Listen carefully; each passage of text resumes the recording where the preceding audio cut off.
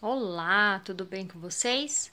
Hoje a Prodenise trouxe uma história para a gente ver, chamada O Ratinho, o Morango Vermelho Maduro e o Grande Urso Esfomeado.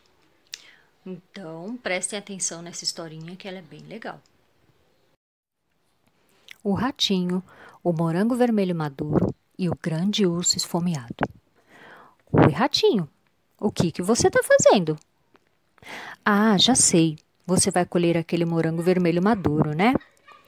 Mas, Ratinho, você não ouviu falar do grande urso esfomeado? Nossa, e esse urso adora morangos vermelhos maduros. O grande urso esfomeado consegue sentir o aroma de um morango vermelho maduro a quilômetros de distância, especialmente de um que acabou de ser colhido. Bum, bum, bum.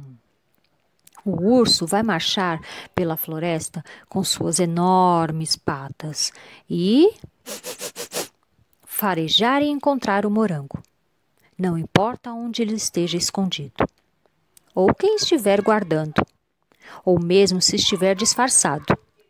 Rápido, só há uma maneira no mundo inteiro para salvar um morango vermelho maduro de um urso esfomeado.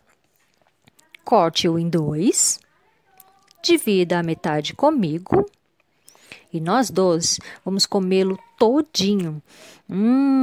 Que delícia! E pronto! Este é um morango vermelho maduro que o grande urso esfomeado jamais comerá. Fim. E essa foi a nossa proposta de hoje. Eu espero que vocês tenham gostado da nossa história. Segunda-feira a gente volta. Um ótimo fim de semana para todos. Beijos, fiquem com Deus e até segunda.